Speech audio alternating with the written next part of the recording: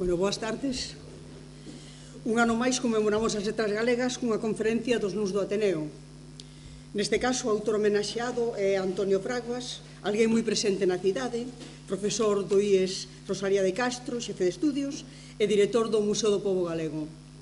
Para falar del, contamos con Manuel Vilar, alguén tamén moi vinculado ao Museo do Pobo Galego.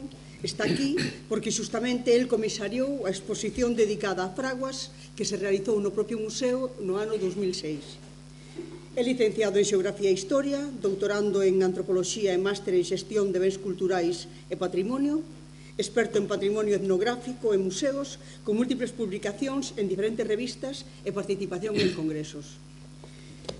Conta con publicacións en diferentes revistas, pero tamén con libros como Teóricos da Arte, o dicionario Xaquín Marín Xocas e unha serie de libros acerca dos camiños de Santiago. O Camiño de Santiago a Muxía por Brandomil, que está xustamente esta temporada presentando en diferentes vilas e cidades, o Camiño francés, o Camiño a Fisterra. Por a investigación sobre este camiño recibiu o premio de investigación convocado polas asociacións de cámaras de comercio dos camiños xacobeos. É un dos promotores, ademais, deste camiño que leva a Fisterra, pasando por Muxía, etc. Vamos, eu lembro hai uns anos, non sei cando foi que empezastes con esa leria. No 96. No 96, pero xustamente o primeiro domingo de agosto salía o camiño cara a Fisterra dende a Praza do Obradoiro. Tamén ten un libro sobre a Praza do Obradoiro xustamente e ademais é coautor da Guía dos Faros da Costa da Morte e tamén coautor de Galicia de Lenda. Eu creo que Manolo ten así como un certo parecido con don Antonio, no sentido de que é unha persona que vai traballando así como moi silenciosamente, vai facendo cousas, vai publicando aquí, alá. Igual non é o autor de grandes libros, sí, pero sí de libros que acompañan e que son necesarios. E entón eu creo que está moi ben que se encontra aquí para falarnos desto. Damos ya buen vida. Ben.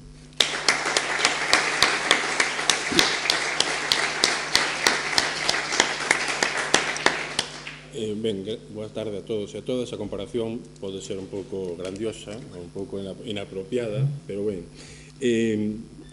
creo que o normal nestes actos é dar as gracias a xente que me invitou, neste caso ao Ateneo, neste caso a Pilar, pero eu prefiro estar nese lado e non neste lado, non? É dicir que, sinceramente, me gusta escoitar e non falar tanto.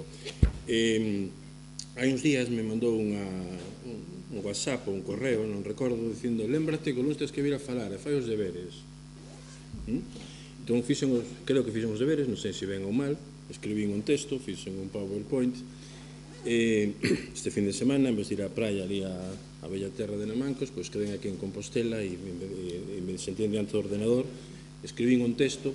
Seguramente podía escribir outro mellor, outro peor. Isto é o que escribín, e sen que ler uns folios é a veces un pouco máis aburrido, un pouco máis pesado para o público que está escoitando. A min gustaríame que sacaras, cando cheguei aquí antes a probar isto, había un señor por aquí, non sei quen foi, que me dixo que escoitara a don Antonio nunha conferencia en Lugo cando tiña 16 anos, que lle impresionou. Eu, a primeira conferencia que escoitei en Santiago cando cheguei foi a don Antonio Fraguas, e ao longo da miña vida, que xa teño uns anos, pois fun a moitas conferencias, e teño que dicir que unha das poucas que me lembro é esa primeira conferencia que escoitei de don Antonio Fraguas. Logo escoitei outras, aquela sorprendeume moito, foi no ano 76, ao acababa de chegar a Compostela, e ele falaba de cousas do meu mundo, incluso me facía moita fora no Padre Sarmiento. Tiña unha carteira de coiro ao lado, que creo que vai estar na exposición, se estuve na anterior exposición, que mañá se inaugura no Museo do Pobo, sobre a súa persoa, e iba sacando as cousas, non? Eu agora vou dar ainda a tecla, ele non tiña o teclado diante, senón que iba sacando cousas da súa carteira para explicar sobre os costumes que se utilizaban. A mí me gustaría que vos ao final tamén tuveras esa impresión desta conferencia, pero non será por culpa vosa, será por culpa miña. Ben, dito isto, espero cumplir polo menos que vos achegar un pouco a persona e a obra de don Antonio, unha persona moi para min interesante e querida, non? Eu A mí costa me traballo ás veces decir Antonio Fraguas e tal, a veces sedimos, pero para mí e para outra xente, sobre todo para a xente que estamos no Museo do Pobo Galego, era Don Antonio. E vou lervos un pouco o texto que teño feito. Podemos comenzar o noso achegamento á figura de Don Antonio Fraguas deste xeito. Mentras a rapazada brincaba polos roeiros do lugar de Insuela, na parroquia de Santiago do Loureiro, alá nas terras de Cotobade, contentos porque era un día de foliada animación para os nenos, esta é unha frase que cito, aínda que tamén podían participar os maiores. Pero ese día especialmente ten un perfil de ingenuidade infantil, como di Taboada Chivite, aínda que agora habería que facer uso do verbo en tempo pasado. Era o día no que a rapazada podía gastar bromas aos maiores, bromas de tipo de inventar noticias, boas ou malas, que logo podían causar decepción ou preocupación a persoa ou persoas que as ian a recibir, entregar envoltorios que semellaban a acochar un agasallo de valor, pero que non contiñan nada ou, como moito, algún excremento, ou colgar as fortedalas no lombo de alguén un anaco de trapo de papel para despois burlarse, etc., etc. Os inocentes burlándose dos máis espabilados. Era o día dos chascos e pegotes que se fan uns aos outros a ver quen cai de inocente, como di Vicente Risco. Pois mentras na aldea rebolía a rapazada que preparaba para unha homenaxe á inocencia, outra vez fala Risco, nunha casa no quinteiro de baixo, o rebolir era por outro motivo. Unha muller, Teresa Fraguas, estaba de parto e daría luz a un neno que levaría o nome de Antonio, o nome do bisavó materno. O pai, tamén co apelido Fraguas, marchara para o Brasil. Como pertencentes a unha terra de canteiros, andaban dun lado para outro, practicaban un oficio ambulante, eran arsinas. O pai do pai, é dicir, o avó do nacido, tamén pasara temporadas fora da casa e nunha destas saídas coñecera nas terras de Maside, en Ourense, a que sería a boa de Antonio Fraguas.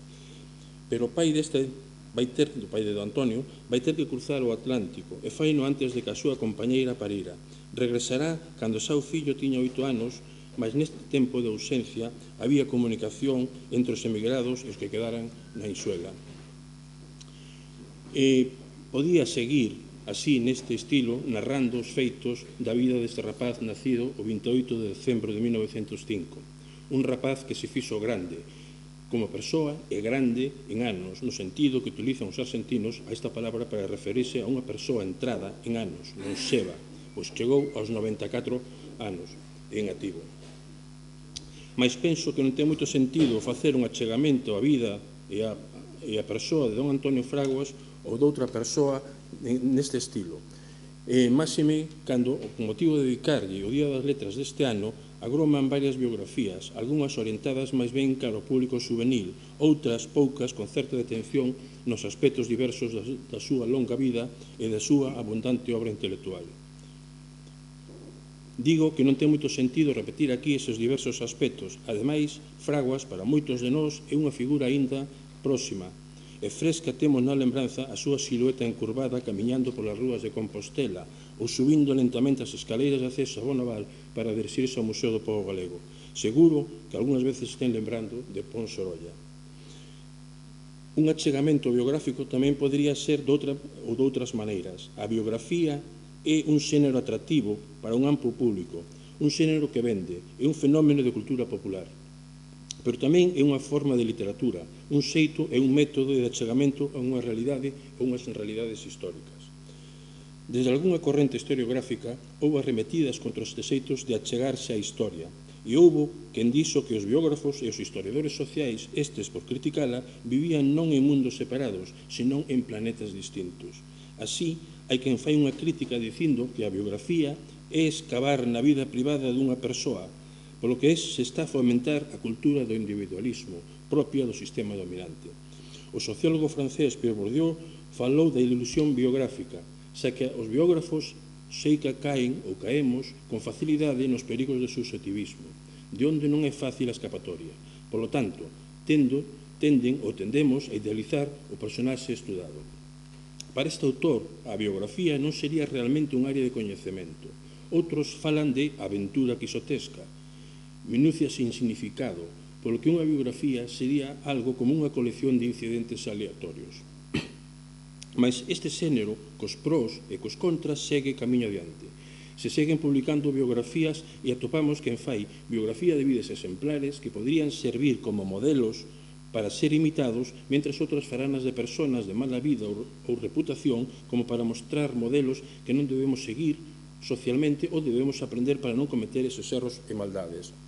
Non pretendo, ou non é a miña intención, teorizar aquí ou lecubrar sobre este xénero ou xeito de achegamento á historia, só buscar uns referentes para situármonos con respeto á persoa e memoria de Antonio Fraguas, a realidade social que lle tocou vivir e que nos trouxo hasta aquí.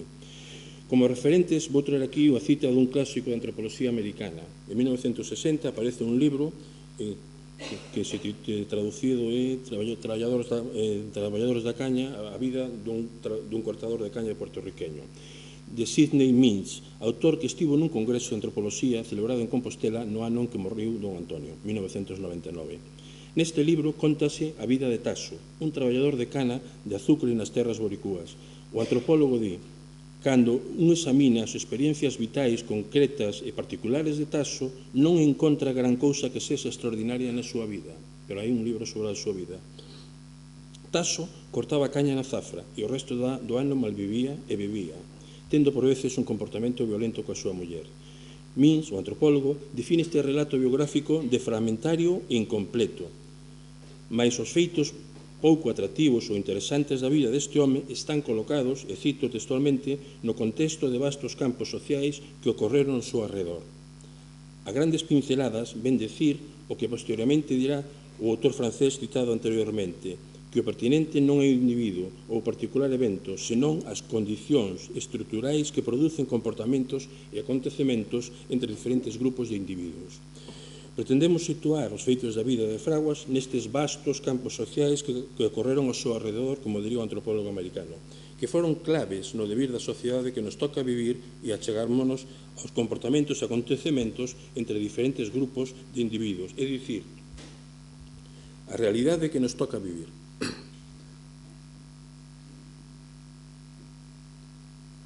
Tamén temos que dicir que achegarse a vida dunha persoa é unha técnica etnográfica que nos fornece datos sobre unha comunidade, xeitos de vida, é dicir, ver a realidade polos ollos de outra persoa.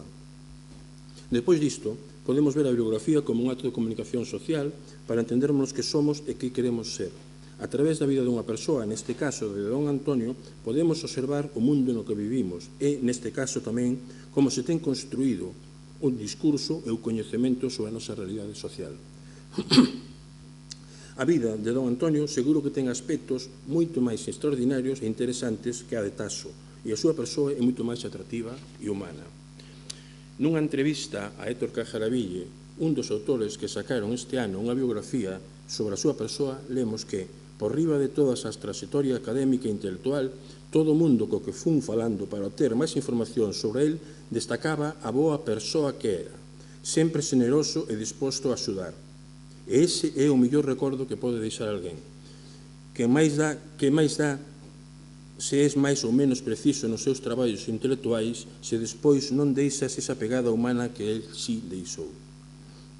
Este autor destaca a súa calidade humana sobre o traballo intelectual e fala dunha vida que califica, ao contrario de que outros pensan, de novelesca. Mais o seu traballo intelectual sí que é interesante. Disto isto, quero traer aquí algúns aspectos da vida de don Antonio e outros da súa obra. Non podemos disociar feitos da súa vida dos da súa obra. Un claro, tras o levantamento militar de 1936, Fraguas deixa de escribir en galego. Tardará moito en facelo. Creo que o primeiro texto que ten publicado en galego, creo recordar agora, que é de 1970. Situación semellante ocorre con outros autores, como Xaquín Lorenzo. O 36 marca o seu proxecto vital. Penso, como Héctor Cajaraville, que o mellor recordo que teño del é dun home bo e humilde, traballador, calado, soldado fiel, como ten cualificado Justo Beramendi, que facía un traballo á sombra de figuras que enchían máis o espazo, Otero, Risco, Covillas, Castelao. Nunha homenaxe a Xaquín Lorenzo Socas, en 1982, fala desta sombra. A ver se sale a... Socas é unha sombra que agrada, que sabemos que nos axuda. Era un membro de todo, sempre disposto a servir. O que di de Socas vale tamén para el, pois era unha sombra que agradaba, sempre disposto a axudar e a servir. Humilde, bonhomía e modestia son, ao meu modo de ver, características da personalidade de don Antonio Fraguas. Cando entra na Real Academia Galega para ocupar a cadeira que deixara Castelao, dirá que vai ocupar un posto que non merezco. Entendo que esta forma de ser tamén ten influenciado na súa obra intelectual, procurando traballar sen chamar moito a atención, só para deixar constancia das cousas, pero sen intención de destacar. De aí que algúns estudiosos critiquen a falta de miras teóricas, crítica algo feita lixeira, penso eu, pois tiña os seus referentes intelectuais, tamén as súas intencións, e para isto fan falta marcos teóricos tamén. Noutra frase do seu discurso no ingreso na Real Academia di que non teño no meu haber máis que boa voluntade. Mas volvamos ao comezo desta disertación. Empecei falando dos Santos Inocentes, día do seu nacemento, data que hoxe se celebra menos ou moito menos, ou seguramente nin se celebre. O calendario festivo ten as súas variacións, mostrando os cambios e camiñar da sociedade. É unha construción cultural. Fraguas tratou este tema nos seus estudos. Era unha marca máis dunha cultura e dunha cultura con fondes raíces na terra, bella como o tempo histórico que nos trouxo até aquí. E se as cousas duran, será porque funcionan e non é preciso cambialas. A tradición entendida como garantía de seguridade. Se trouxen esta data non é só para indicar que hai modificacións no calendario festivo ou para sinalar que a súa data de nacemento, senón para traer unha primeira imaxe relacionada coa súa vida, algo que podía ser normal, unha mostra de como era ou funcionaba a sociedade na que naceu, mostrar feitos que podían ser máis habituais do que nos poden parecer hoxe, feitos vitais que responden a circunstancias sociais, neste caso, a emigración. Falamos dos canteiros de Cotobade, do seu traballo ambulante por Galicia adiante. De Cotobade, por exemplo, eran os canteiros que ergueron o Faro Vilán. Estes canteiros chegaban hasta Portugal e desde aquí, o océano por medio, ao Brasil, o caso do seu pai. As condicións nas que naceu Antonio Fraguas eran normais para aquel tempo e para os tempos que viñeron despois. Homes que marchan, mulleres que quedan soas. Penso, por exemplo, nas mulleres que tiveron que facer fronte á casa e á terra cando os homes empezaron a marchar como traballadores temporais a Suíza. Mulleres que cuidaban os fillos, a casa, agarraban o arado para labrar as leiras. Rostros coñecidos e familiares veñen á miña memoria. Se os homes marchas, elas tiñan que seguir adiante con decisión. A vida seguía, e non sempre era fácil. Un fillo podía ser garantía de futuro, ter a belleza asegurada, tanto no mundo rural como no mundo mariñeiro. Isto o contan moitas veces ainda en Musía. Na miña parroquia, no interior das terras de Musía, como en todas, os clérigos facían, a hora de facer eses registros de nacementos, distinción entre fillos de matrimonio lexítimo e fillos sen pai recoñecidos, ilexítimo, unha expresión bastante dura, penso eu. Aquí atopamos un caso. En 1850, en unha curiosidade, houbo 19 bautizos na miña parroquia, dos que 4 eran ilexítimos, para facer uso da terminoloxía oficial, é dicir, sen pai recoñecido. Entre os primeiros, unha nena, filla de lexítimo matrimonio de Manuel Ferrío e Ventura Martínez, todo normal. Mas a realidade era outra, e o crego non deixa escapar a oportunidade de anotalo.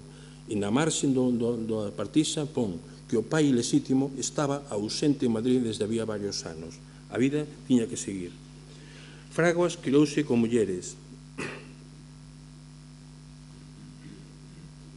e na súa obra salienta o papel da muller na xestión da economía, da estrutura campesiña. Así dirá, puede decirse que en el campo gallego está regido por la mano de la mujer, que sabe aumentar la hacienda de tal modo que siempre cuenta con sobrante en su haber. Un neno da aldea. Antonio Fraguas vai á escola da súa parroquia, unha escola que, como moitas do rural, con mestre do único recordo que tiña era os negróns de golpes que lle daba. El dinos que aos 5 anos comecei a ir á escola, ao que fun 8 anos e non aprendín nada. Case todos os días éramos castigados sen razón de ningunha clase, mallaba en nós de tal xeito que tiñamos os brazos cheos de negróns. Endexamais dixen que me mallara o mestre e nunca soupen que a regra era outra cousa que instrumento de castigo. Despois, coa migración como meta, foi a unha escola de pago en Famelga, Augas Santas, coa intención de prepararse para marchar co pai ao Brasil. Soñaba ser maquinista de tren en Niterói. Sería mellor aprender algo antes de cruzar o Atlántico e vai a unha escola de pago.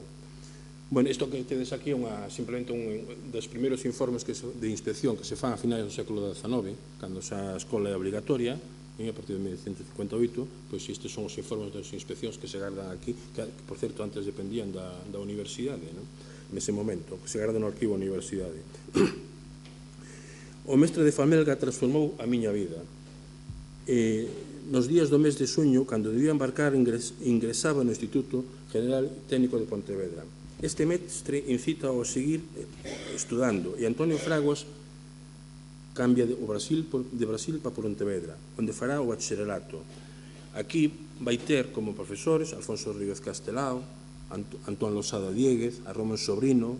De Losada dirá que foi o mestre que máis lle influenciou, en moitos dos que fomos seus alumnos. Un neno da aldea nunha pequena cidade, un rapaz que apenas falaba castelán porque non tiña esa necesidade social. Aquí toma conciencia da súa orixe que levará sempre con dignidade e orgullo. Achégome a esta etapa inicial da súa vida e a primeira saída da aldea para sinalar varias cousas.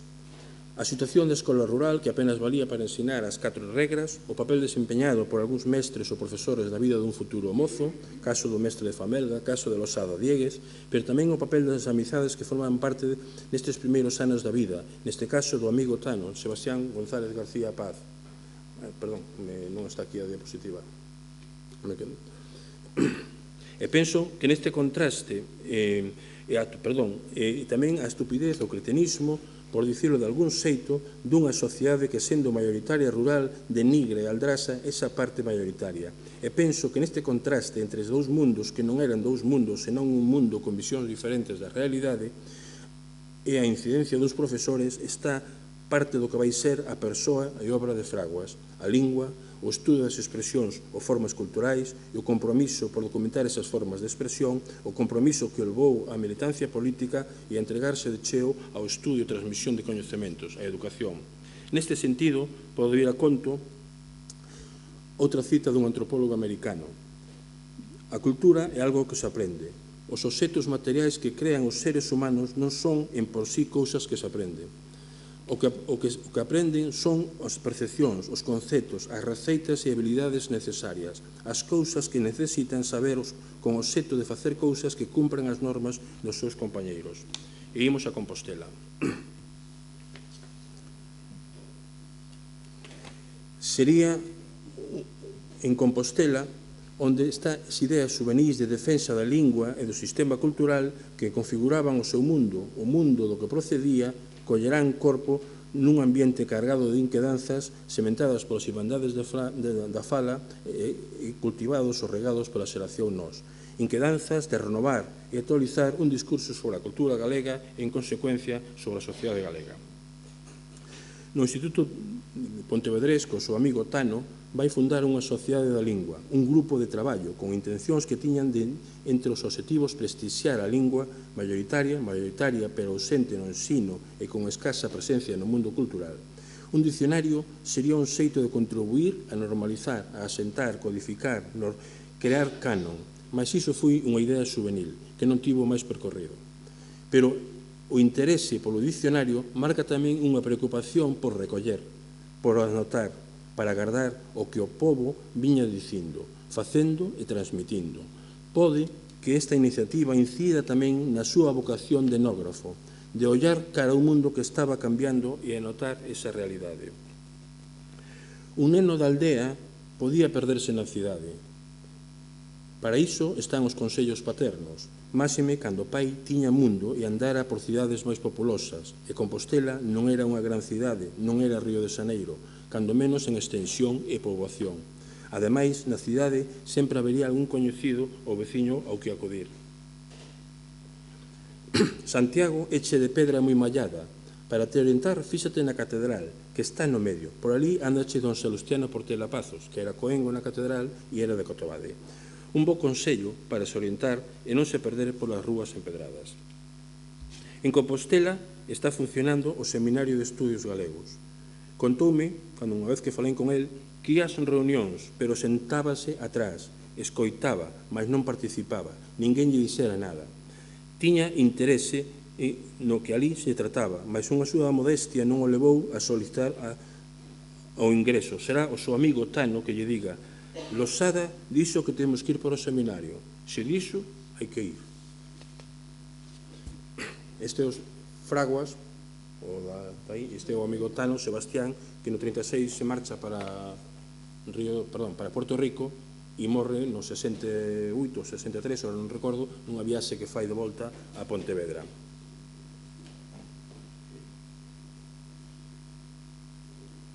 O ingreso no Seminario de Estudios Galegos, ingresa no Seminario de Estudios Galegos o 5 de novembro de 1928 cun traballo titulado O Castro do Soutolongo, en Lalín. A Sociedade da Lingua, de que fundara en Pontevedra, pasou a mellor vida e gañamos unha persoa que traballou en todo. No seminario vai integrarse na sección de etnografía, folclore, que dirixía Vicente Risco, mas tamén colaborará con outras como a prehistoria, historia da arte. Participarán de diversas seiras, como a do Deza, está na seira do Deza, o que está detrás deste. Sí, aí está, aquí vai somar, Osorio Tafal, no medio, Risco, Otero, Parga Pondal, Cuevillas está por aí atrás tamén. Ben, o traballo que fixeron nesta xeira, pois, perdeuse. É dicir, non se chegou a publicar, non se chegou, non?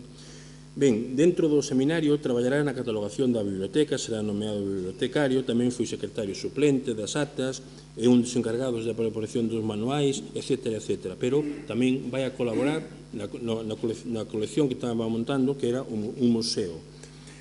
Será o seminario a súa mellor escola de formación. O seminario pretendía modernizar e actualizar o discurso cultural desde unha óptica integral e de defensa da identidade cultural.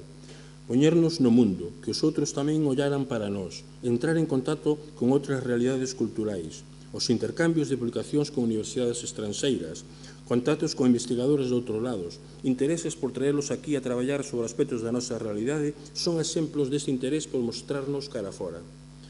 Citamos a homenaxe á historiadora da arte que se fai na Coruña e autora dos libros The Way of St. James, de Georgiana Goddard King, de 1920. O interese en apoiar a investigación americano que iba a editar o Códice Calestino e que quedou parado co estalido da Guerra Civil.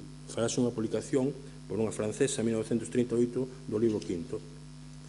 E a traducción ao castelán do Códice pois é de 1951. O presente que Castelao fai a fotógrafa Ruth Matilda Anderson son exemplos de expandir as relacións. Despois Fraguas tamén sería un apoio a algúns investigadores de fora, como recoñece o folclorista da Universidade Estatal de Arizona, Eugene Valentine. A identidade cultural tamén se pode reafirmar ou debilitar en función da imaxe ou imaxes que os outros teñan de nós. E eles estaban preocupados tamén por esa imaxe que nos damos. O traballo de Fraguas na órbita do Seminario de Estudios Galegos é multidisciplinar, que non interdisciplinar, como apunta Xosé Carlos Sierra nun traballo recente. É sempre a sombra dos mestres, de Risco, de Cuevillas, sobre todo. No traballo de campo, por exemplo, no Sabiñao, mestura o arqueolóxico co etnográfico, cataloga as mamos e os castros, pero busca as lendas, a lectura ou interpretación que a sociedade rural facía deses restos do pasado. En Compostela, estuda a carreira, fai a mili, casa, dá aula na universidade e vai a Madrid para poder ser profesor de ensino secundario. E será unha estrada desde 1933 a setembro de 1936. Oficialmente será apartado do ensino en novembro dese ano por un período de 2 anos, que será definitivo. É dicir, se lle abre o expediente. Normalmente, se nos abre un expediente, por un período de tempo, ao final dese período de tempo, nos volvemos a incorporar. Pero cando se quiso incorporar, lle dixeron que non. E tuvo que volver ás oposicións.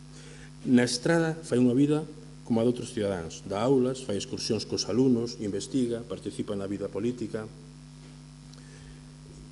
Mais chega a sublevación militar e a vida cambia radicalmente. É detido e vexado públicamente, pero moi pouco falou disto. Non quería falar dese horror nin das persoas, en que o término persoas aquí algo exagerado, que o maltrataron. Agora, mirando nas súas cousas depositadas no Museo do Pobo, atopáronse unhas notas anotadas un par de anos antes da súa morte. Nunha entrevista que lle fixen cando cumpriron os 90 anos, dixérame que non tiña medo a morte, porque sabira a morte esa noite na estrada. Ata a Guerra Civil, Fraguas foi un activista en varios frontes, no cultural e no político. E que a frase non a escuitastedes, non? Non, como? Que non ti tiña medo a morte porque sabira a morte repito, sí. unha noite na estrada. Nunha entrevista que lle fixo no ano 93, creo que foi cando 95, cando cumplí os 90 anos, pois díxome que non lle tiña medo a morte porque el sabira a morte nesa noite na estrada que o tuveran. Ata a Guerra foi un activista con varias frontes no cultural e no político, facendo de todo, sempre nunha segunda liña. Como me dixera nesa entrevista, facíamos as cousas por amor. O plural é significativo, facíamos. E ese amor era por Galicia. Ben, este é un dibuixo de un poema de Camilo Díaz Baliña, dedicado a Fraguas, vale? E aí tamén podemos o sentimento da terra, non? Unha das actividades que facía pois era o locutor de radio en esos momentos iniciais da radio aquí, na campaña, sobre todo na campaña do Instituto. Aí está con como chamamos, José Mosquera, o vello dos contos. E que foi Fraguas? Arqueólogo, xeógrafo, etnógrafo, activista cultural. A década de 1940 tamén foi de supervivencia dando clases particulares e seguiu escribindo sobre diversos campos. Tendo que volver a opositar. Alá vai Fraguas outra vez cara a Madrid. Esta é unha frase que saquei dunha carta que creo que agora non teño aquí de memoria, de Benchosei a Xesús Carro. Porque vai a Madrid 3 veces a opositar. E 3 veces chega ao examen final e lle recordan o seu pasado político. A terceira vez será aprobada, non? Lugo vai ser o destino durante case toda a década de 1950. Despois de novo Compostela, mas non vou seguir no relato vital. Detareme agora un pouco no seu traballo. Partimos da idea de que hoxe, en case todos os lados, os estudos chamados folclore, porque se ten dito que Fraguas era un folclorista, un etnógrafo, un enólogo, Fraguas e outra xente, forman parte, todos eses estudios hoxe forman parte do campo da antropoloxía sociocultural ou antropoloxía cultural. Neste sentido, concordamos co antropólogo portugués Antonio Medeiros, que o coñeciu, que tratou aquí en Compostela, cando di que don Antonio Fraguas podría aparecer referido como un antropólogo, ou aínda antropólogo social ou antropólogo cultural. Outros autores din que a investigación do que hoxe se denomina patrimonio inmaterial foi históricamente desenvolvida pola disciplina do folclore nunha dirección moi similar a que se observa na maior parte da literatura patrimonial na actualidade. É dicir, que don Antonio tamén podemos dicir que era un traballador do patrimonio inmaterial que está tan de moda na actualidade.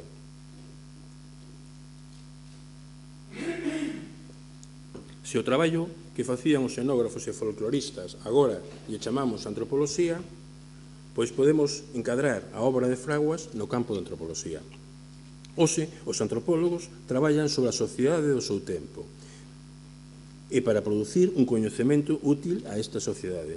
Os traballos de Fraguas tamén trataban realidades que tiña diante dos seus ollos e afectaban a sociedade do seu tempo, así como tamén producir un coñecemento dirixido a un público que era o público do seu tempo e o público do noso tempo.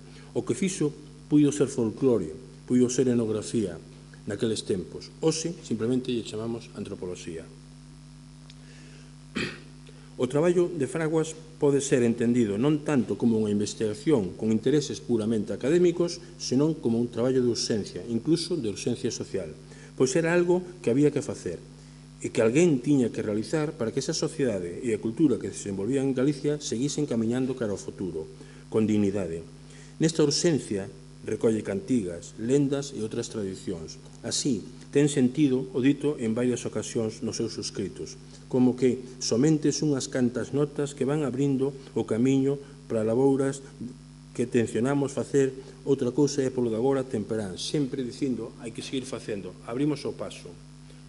Ben, nos anos 50, 40 e 50 tamén un pouco o seu recoñecemento científico, non? Este é unha reunión do Padre Sarmiento, do Instituto Padre Sarmiento. Eu creo que se destaca ben, perfectamente, ca súa personalidade e fonte.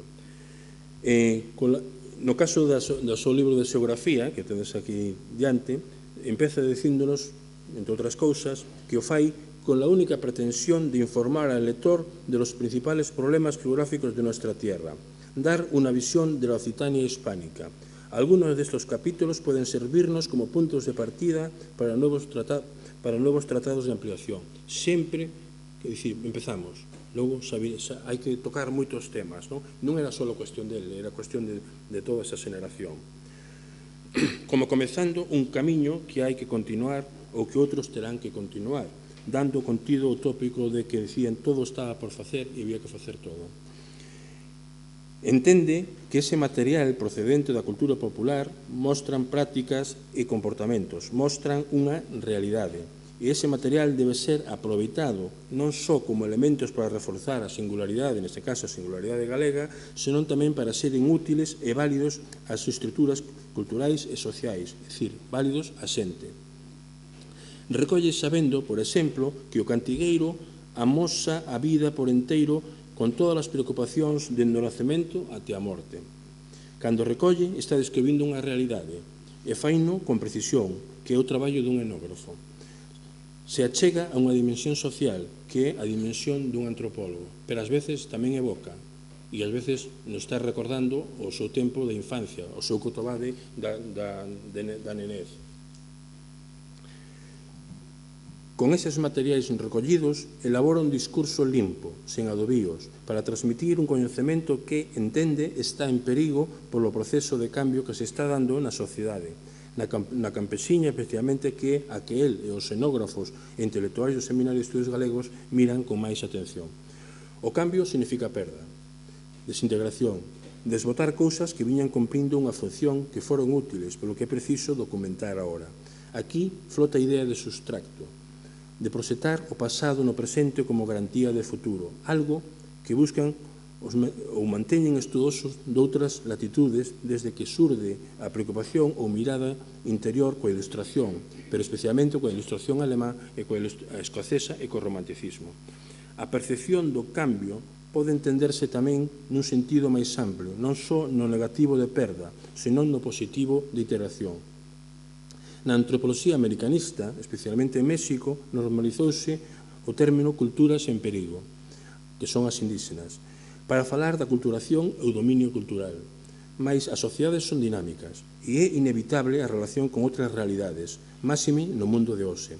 É neste impacto onde están os perigos, a desintegración ou as oportunidades, o fortalecemento. Fraguas viu a urxencia de estudar esta confrontación e fixo desde o lado da cultura en perigo, incidindo na necesidade de afondar no coñecemento do propio. Só a partir do coñecemento, do rescate de valores, símbolos e significacións, se poden encontrar formas para encarar as influencias externas e encontrar elementos que axuden a unha transformación en positivo e reforzar os valores adquiridos. Só así non estaremos nepantla, valeiros ou perdidos entre dúas realidades diverxentes. Nepantla é unha palabra dun idioma da zona de México que un nativo dali, Nautát, creo que é nativo de Nautát, lle dice a un misioneiro español no século XVII, Diego Durán, que este misioneiro lle chama a atención porque está facendo algo que non está de acordo nin coa súa antiga religión nin coa religión cristiana. Entonces este nativo lle dice: estou en Nepantla, estou perdido no medio, non sei onde estou ainda, se estou cun lado ou estou no outro. Os temas que tratou Fraguas son diversos. A literatura oral, que utiliza como tema e como dato para chegarnos a temas concretos. En todas as súas obras hai cantidad de literatura oral, como tamén hai cantidad de referencias aos poetas, desde os clásicos, digamos, e desde os medievais aos actuais. Pero sempre os utiliza como apoio. Son varias as súas publicacións nas que trata de lendas, contos e ditos populares como o Cantigueiro de Cotobade. En todos estes temas tratados sempre encontramos unha referencia ao seu Cotobade natal. E no arquivo que se garda no Museo do Pobo hai diversas notas e apuntamentos sobre Cotobade, o que nos fai pensar que sempre tivo en mente unha monografía sobre a súa terra natal, monografía que incluso debiu pensar para a tese doutoral, pero por cuestións de comodidade, seguramente, porque estaba aquí en Santiago, tiña pouca mobilidade, pois fixo unha tesis doctoral sobre algo que tiña aquí e non tiña que desplazarse a Cotobade. O culto aos mortos, os ritos de paso, xogos infantís, o lobo e outros animais, os cultivos, as plantas, sempre temas que tiñan relación coa xente, coa que el se identificaba. Ao contrario de algúns antropoloxías posteriores e modernas que só vían estruturas, el vía persoas. El trataba temas que afectaban a vida das persoas. Para rematar, unha referencia a dous temas que el con especial atención, as festas e romerías e o Museo do Pobo Galego.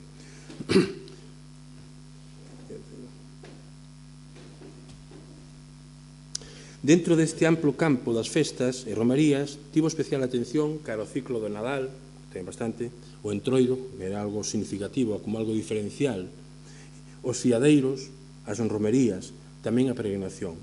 Ademais de ter publicado diversos títulos sobre os rituais festivos, hai que anotar os varios pregóns de festas pronunciados, as charlas en centros de ensino para alumnado e profesorado, os cursiños e conferencias que don Antonio deu ao longo da súa dilatada vida. Por Galicia adiante, sempre estaba disposto a ir, e no que as palabras festa e romaría, moitas veces en plural, aparecen nos seus títulos. Nunha veloz contextualización, diremos que aquí o estudio das festas desde a antropoloxía colle pulo tras a morte do dictador, e en Europa fálase dunha revitalización dos rituais festivos a partir da década de 1970. Isto é unha teoría dun antropólogo holandés, que di que, despois do primeiro boom de emigración do sur de España, Portugal, Italia, Grecia, hacia o centro de Europa, nos anos 70, eses emigrantes, algúns deses emigrantes retornan ao seu lugar de origen e lles dá por recuperar as festas que se perderan. Isto é unha teoría, pero aquí, na periferia do Estado español, como en País Vasco, en Cataluña, en mesmo en Andalucía tamén, e en Galicia, pois o tema das festas nunca deixou de estar de moda. E Fraguas é un dos seus estudosos. Volvamos aos feitos da súa vida.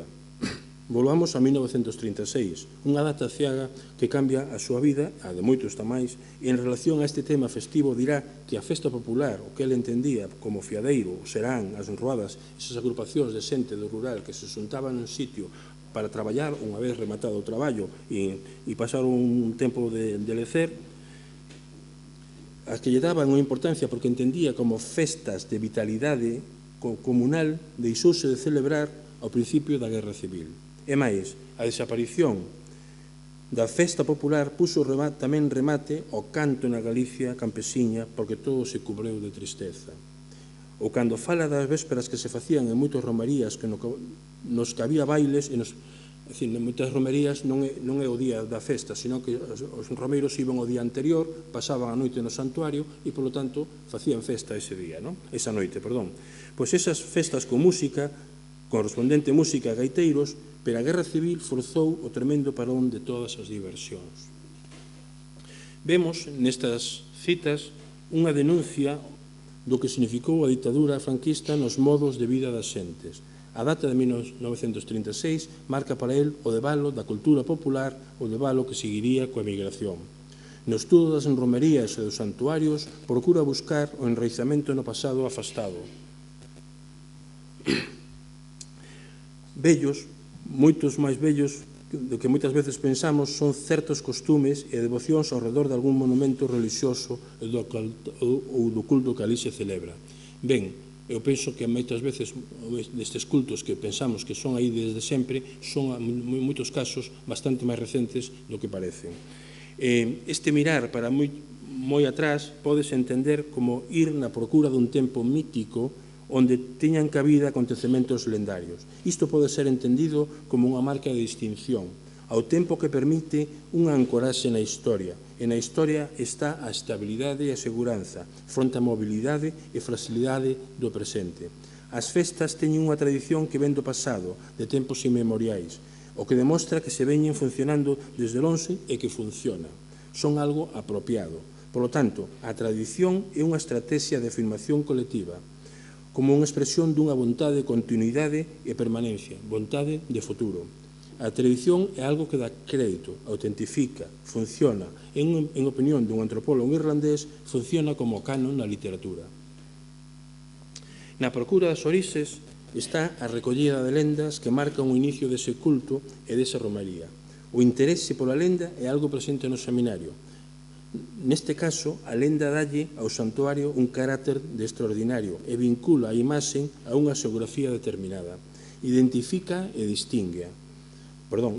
santuario e distingue, pero Fraguas tamén a utiliza para demostrar que moitos santuarios son cristianizacións de cultos precristiáns. A lenda non é un testemunho histórico, senón un relato para particularizar un feito, para traer ao local un feito universal, como pode ser o culto da Virxe María. Non é a Virxe María universal, é a nosa, que está aquí. Pero para Fraguas, válelle para mostrar a festa como consecuencia dun longo camiñar histórico no que se atopan a xeografía, o traballo agrícola e a fe religiosa. Esta mirada cara ao pasado afastado está moi presente noutras tradicións antropolóxicas, como a xermana. Esta mirada sostén que a identidade se asenta sobre a permanencia nun territorio e con continuidade reproductiva das xentes nel. A capacidade reproductiva que implica igualmente que os rituais entón teñen un carácter social. A identidade era entendida como a continuidade dun pobo a través dunha historia e nunha xeografía. A festa que describe Fraguas é dunha sociedade na que non hai ou non quer ver diferencias significativas. Tampouco lle parece importante centrarse nos aspectos da sementación ou diferenciación social, porque o importante para el é mostrar como en torno ás festas xira unha sociedade cunha armonía generalizada, onde as festas son de todos e para todos. Hoxe, moitas festas somos espectadores, non participamos. El entende a festa como participación de toda unha colectividade. As festas aglutinan. A súa pretensión é tratar de valorar, o que tendes aí, todo canto teñe de positivo as romerías. A emoción sincera do recoñecemento da mediación do santo, a viaxe para agradar a recuperación da saúde perdida. As festas mostran a vitalidade dun grupo que as organiza. Fraguas é consciente do proceso de desvitalización que sofre o mundo rural e a cultura tradicional polo despoboamento e polo cambio que leva a que as leiras non dan millo, os hórreos non teñen espigas a secar e os muiños non teñen graus que moer. Ben, esta é unha curiosidade que Fraguas non trata demasiado a comensalidade, que en moitas romerías galegas é un tema bastante importante. El se fala sempre da historia do santuario, da lenda, dos rituais en torno á festa, en torno ao culto, e logo unha breve descripción do que pode ser a festa, pero non se centra demasiado neste aspecto, non? E isto, para min, sí que é un aspecto bastante importante. Sen estenderme máis neste campo, Antonio Fraguas, coas súas descripcións e os seus estudos sobre as festas e as romerías do seu tempo, axudou a que coñezamos mellor os nosos trazos culturais, porque para el a festa era unha expresión dunha cultura e dun xeito de entender e estar no mundo. Ademais, axudou igualmente a que o tema siga sendo de interese tanto para os antropólogos que seguimos elaborando traballos sobre as festas como para a cidadanía.